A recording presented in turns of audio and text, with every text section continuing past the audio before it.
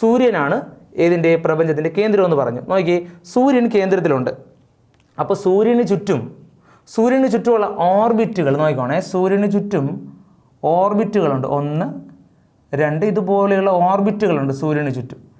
അതായത് ഇതിനെയാണ് നമ്മൾ പറയുന്നത് ഭ്രമണപഥം എന്ന് പറയും. ഭ്രമണപഥം ആർക്ക്? ഗ്രഹങ്ങൾ, പ്ലാനറ്റ്സുകൾ ഈ സൂര്യനെ ചുറ്റുന്ന ആ ഒരു സഞ്ചാര പാതയെ പറയുന്ന പേരാണ് എന്ത്? ഭ്രമണപഥം എന്ന് പറയുന്നത്. ഭ്രമണപഥം. അപ്പോൾ വാക്ക് മറക്കരുത്, ഭ്രമണപഥം. ഭ്രമണപഥം ഭ്രമണപഥം അല്ലെങ്കിൽ ഇംഗ്ലീഷിൽ പറഞ്ഞാൽ ഓർബിറ്റ് എന്ന് പറയും. ഇംഗ്ലീഷിൽ പറഞ്ഞാൽ ഓർബിറ്റ് എന്ന് പറയും. അപ്പോൾ നമ്മൾ പറഞ്ഞു ഗ്രഹങ്ങളാണ് ഈ ഒരു ഓർബിറ്റിൽ ഭ്രമണം ചെയ്യുന്നതല്ല, ഈ കറങ്ങുന്ന ആരെന്ന് പറഞ്ഞു? ഗ്രഹങ്ങളെന്ന് പറഞ്ഞു. അപ്പോൾ ഗ്രഹങ്ങളെന്ന് പറയുന്നത് എന്താണ്? എങ്ങനെയുള്ള ആകാശഗോളങ്ങൾക്കാണ് ഗ്രഹം അല്ലെങ്കിൽ പ്ലാനറ്റ് എന്ന് പറയുന്ന പദവി ലഭിക്കുന്നത്? അതിൽ ഒന്നാമത്തെ കണ്ടീഷൻ, നമ്പർ 1, ഒന്നാമത്തെ കാര്യം എന്താണ്? അതൊരു ഗോളാകൃതിയിലുള്ള ആകാശഗോളമായിരിക്കണം. അതിനാദ്യം എന്തുണ്ടായിരിക്കണം? ഗോളാകൃതി ഉണ്ടായിരിക്കണം. ഗോളം ആദ്യം ഉണ്ടായിരിക്കേണ്ടത് ഗോളാകൃതി. രണ്ടാമത്തെ കാര്യം, ആ ഒരു ആകാശഗോളം സൂര്യനെ വലം വയ്ക്കണം. എവിടെ കൂടെ വലം വയ്ക്കണം? ഓർബിറ്റുകൾ, ഭ്രമണപഥം. ആ സഞ്ചാര പാത അറിയപ്പെടുന്ന പേരാണ് ഭ്രമണപഥം. ഭ്രമണപഥത്തിലൂടെ എന്ത് ചെയ്യണം? ആ ഗ്രഹം അല്ലെങ്കിൽ ആ ഒരു ആകാശഗോളം സൂര്യനെ എന്ത് ചെയ്യണം? വലം വയ്ക്കണം. സൂര്യനെ വലം വയ്ക്കണം. അതിൻ്റെ പേരെന്താ? സൂര്യനെ വലം വയ്ക്കുന്നതിനെ പറയുന്ന പേരാണ് പരിക്രമണം. പരിക്രമണം അല്ലെങ്കിൽ റെവല്യൂഷൻ. രണ്ടാമത്തെ കാര്യം. മൂന്നാമത്തത്, ആ ഒരു ആകാശഗോളം എന്ത് ചെയ്യണം?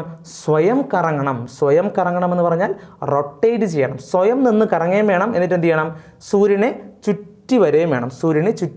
ചുറ്റി വരുന്നതാണ് പരിക്രമണം അല്ലെങ്കിൽ റെവല്യൂഷൻ എന്ന് പറഞ്ഞത്. സ്വയം കറങ്ങുന്നതിന് പറയുന്നത് എന്ത്? ഭ്രമണം. സ്വയം കറങ്ങുന്നതാണ് ഭ്രമണം. അതിൻ്റെ ഇംഗ്ലീഷാണ് എന്ത്?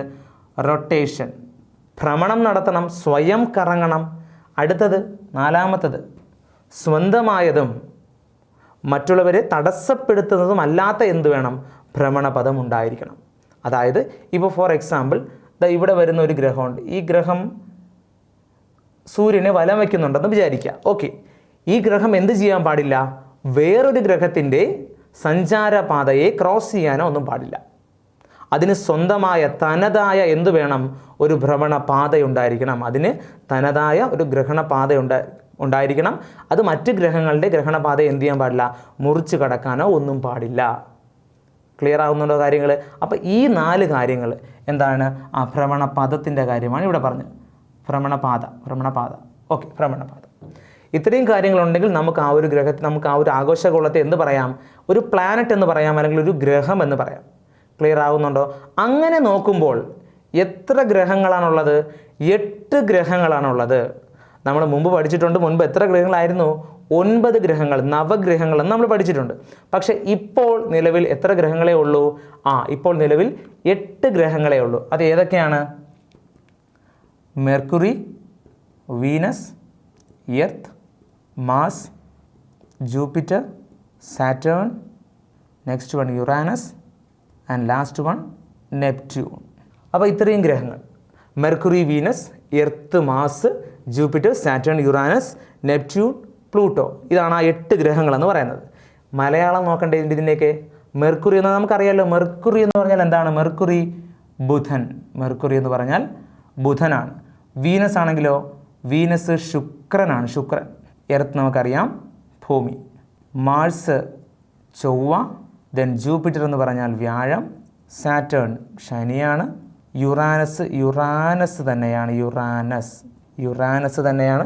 ലാസ്റ്റ് വൺ നെപ്റ്റ്യൂൺ തന്നെയാണ്. നെപ്റ്റ്യൂൺ. ലക്ഷ്യം സർക്കാർ ഉദ്യോഗമെങ്കിൽ മാർഗം Lal's academy. Download Lal's PSC learning app.